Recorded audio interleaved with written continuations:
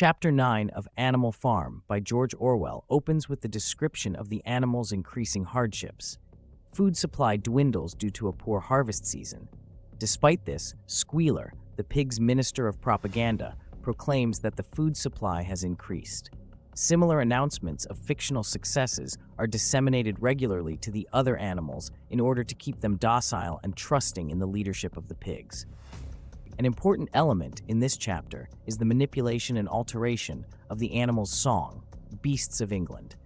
The pigs declare the song illegal, claiming that it is no longer necessary since the rebellion's objectives were reached.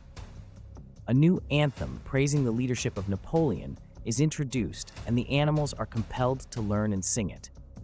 In this chapter, we witness the death of Boxer, the horse, a steadfast and diligent worker on the farm. After collapsing from overwork, Napoleon announces that Boxer will be taken to a veterinary hospital in town. It is noteworthy how the pigs break an initial farm rule by engaging with humans and allowing a van to pick up Boxer. However, Benjamin, the donkey, realizes that the van belongs to a knacker, someone who disposes of dead or non-useful animals, and raises the alarm. Despite the animal's attempt to warn Boxer, it is too late and the horse is taken away. In order to ease the distress of the other animals, Squealer reports that Boxer died in the hospital, surrounded by the best medical care, and that his last words were in admiration of Napoleon.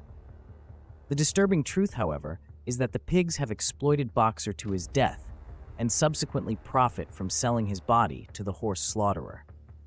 The chapter ends with a scene of further treachery by the pigs. They use the money from Boxer's sale to buy whiskey and proceed to get inebriated, engaging in human-like behavior, which further blurs the line between the pigs and the humans they once despised.